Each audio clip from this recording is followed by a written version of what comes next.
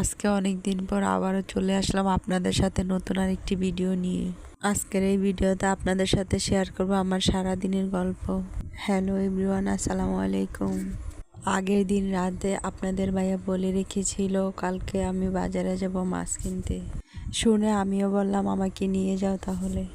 পরে বলল যে ভোর 4টা ঘুম থেকে উঠতে হবে, যদি উঠতে পারো তাহলে সত্যি সত্যি নিয়ে যাব। আমিও ঠিক ভোর 4টায় ঘুম থেকে উঠে রেডি হয়ে নিলাম।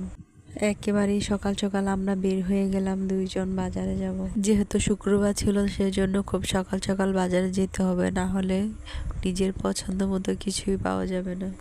আমরা এত ভোরে বের হয়েছিলাম যে রাস্তায় কোনো গাড়িও পাচ্ছিলাম না। তারপর বাবুকে নিয়ে আমরা দুইজন হাঁটতে থাকলাম।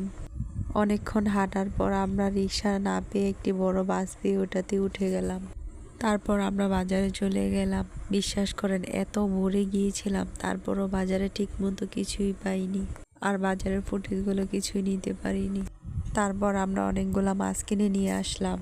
এই তেলাপিয়া মাছগুলো খুব দেখতে সুন্দর ছিল, এই জন্য এগুলো আমি নিয়ে নিলাম। তেলাপিয়া মাছে অনেক বড় বড় কাঁটা আছে, এই জন্য করতে আমার খুব কষ্ট হচ্ছিল। আপনাদের ভাইয়া বলেছিল বাজার থেকে মাছগুলো কেটে নিয়ে, আমি শখ করে নিয়ে আসলাম, আমি নিজের হাতে করবো এই জন্য। সাথে আরো একটি বড় রুই মাছ নিয়েছিলাম, সেটাও খুব সুন্দর ছিল দেখতে। সাথে বেশি করে আরো কতগুলা পাবদা মাছও কিনে নিল। পাবদা মাছগুলো দেখতে খুব সুন্দর তাজা ছিল, এই জন্য আমি এগুলা নিতে বললাম। তাছাড়াও এগুলো আমার খুব পছন্দের মাছ। যাই হোক, আমি প্রথমে তেলাপিয়া মাছগুলো কেটে নিলাম। তারপর আমি আস্তে আস্তে বড় মাছটা কাটতে শুরু করলাম।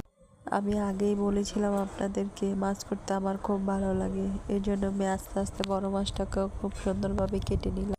আপনারা কিভাবে কে মাছ কাটেন আমি জানি না, তবে আমার কাছে এভাবে বড় মাছ কাটতে খুব সহজ লাগে। প্রথমেই আমি মাছটাকে সুন্দর করে ধরে মাথাটাকে আলাদা করে নিব। তারপর আমি মাঝখান থেকে আরেকটা পিস করে নিলাম। এরপর আমি মাছটাকে লম্বা করে ধরে এটার পেটের অংশটা আলাদা করে ফেললাম। এবার আস্তে আস্তে সুন্দর করে মাছটাকে ছোট ছোট আকারে পিস করে নিলাম। তারপর আমি আস্তে আস্তে মাথাটাকেও কেটে নিলাম। যত বড় মাছই হোক এভাবে কাটলে খুব সহজেই কাটা যায়, আর এতে কষ্ট অনেক কম হয়।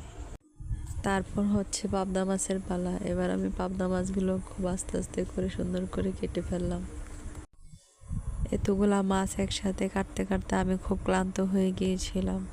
আর আপনাদের ভাইয়া তো বলতেছিল, আমি বললাম না বাজার থেকে কেটে নিয়ে আসি, তোমার বেশি শখ, এই জন্যই তোমার এত কষ্ট হলো। আর যাই হোক, নিজের ঘরের কাজ নিজের হাতে করার আনন্দই অন্যরকম। এই আনন্দটা কিন্তু সব মেয়েরা বুঝে না। যাই হোক, আর কথা না বাড়িয়ে এবার হচ্ছে খাওয়ার পালা। অন্যদিকে আমার